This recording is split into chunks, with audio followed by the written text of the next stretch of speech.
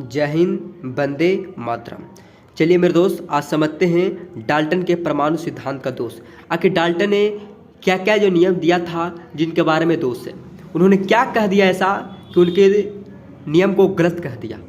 आखिर डाल्टन ने जो नियम दिया है मेरे दोस्त, वो क्या कहा कि जिसके कारण डाल्टन के नियम का क्या हो गया, गलत हो गया। इसी को बोलते हैं दोष। डाल्टन्स कहने का मतलब drive back of Dalton's atomic theory. कहता है डाल्टन का पहला नियम बताते हैं बाबू, जो पहला नियम उन्होंने दिया था तो दोष क्या है समझना। डाल्टन ने कहा था कि डाल्टन के परमाणु सिद्धांत के अनुसार बताता है कि परमाणु अविभाज्य होता है। परमाणु को तुम विभाजित नहीं कर सकते हो। डाल्टन ने बताया कि परमाणु को विभाजित नहीं कर सकते हैं, परमाणु अविभाज्य होता है। डाल्टन का पहला नियम था।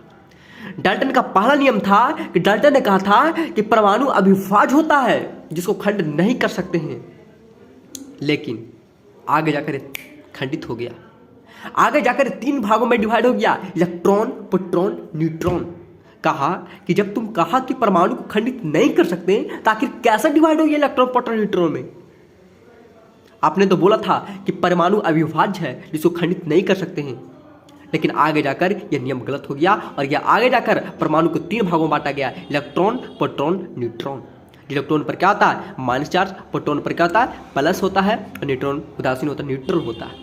तो पहला नियम क्या हो गया, गलत। चलिए दूसरा नियम बताया था डाल्टन ने, बताया दूसरा नियम के बारे में कि डाल्टन ने, गै-लुसैक ने गैसीय आतम के नियम के बारे में बताया, लेकिन इसकी कोई जानकारी नहीं दिया था। गै-लुसैक जो नियम था, उन्होंने गैसीय आयतन के बारे में बताया। जो गैसीय आयतन के बारे में गै-लुसैक किससे संबंधित है, गैस के आयतन से संबंधित, गैस के आयतन से संबंधित है। तो डाल्टन ने, गै-लुसैक ने गैसीय आयतन के नियम के बारे में बताया, लेकिन इसके बारे में कोई जानकारी विस्तृत नहीं दिया। दूसरा नियम भी चला गया। तीसरा नियम बताया कि कार्बन के अपरूप के बारे में कोई जानकारी नहीं दिया। डाल्टन ने तीसरा नियम क्या दिया, कार्बन के अपरूप के बारे में बताया, कार्बन के अपरूप के बारे में बताया, लेकिन इसके बारे में कोई जानकारी नहीं दिया। अपरूप का मतलब होता है कि कार्बन एक ही रहेगा, लेकिन इसका रूप तीन होता है, इसका रूप अलग अलग होता है। जैसे हीरा, ग्रेफाइट, फ्लोरेंस, ये कार्बन का सब क्या है, अपरूप है, कार्बन का एक रूप है, इसी को बोलते हैं। तो डाल्टन ने तीसरा नियम क्या दिया था कि कार्बन के अपरूप के बारे में कोई जानकारी नहीं दिया। जो कार्बन सिर्फ बोल दे का अपरूप होता है, लेकिन इसके बारे में कोई जानकारी नहीं दिया। लेकिन कार्बन का तीन अपरूप होता है, हीरा, ग्रेफाइट, फ्लोरेंस, ये सब कार्बन का तीन अपरूप होता है। ये सब क्या है, कार्बन का, लेकिन इसके बारे में कोई डाल्टन ने जानकारी दिया नहीं। चौथा नियम क्या कहा, डाल्टन के अनुसार से परमाणु और अणु के बीच में कोई अंतर नहीं बताया। डाल्टन ने बताया कि अणु और परमाणु के बीच में कोई अंतर नहीं बताया। अणु के बारे में बता दिया, परमाणु के बारे में बताया, लेकिन इसके बीच में क्या अंतर है, इसके बारे में क्या किया, उन्होंने नहीं बताया। यह डाल्टन का दोष साबित हो गया।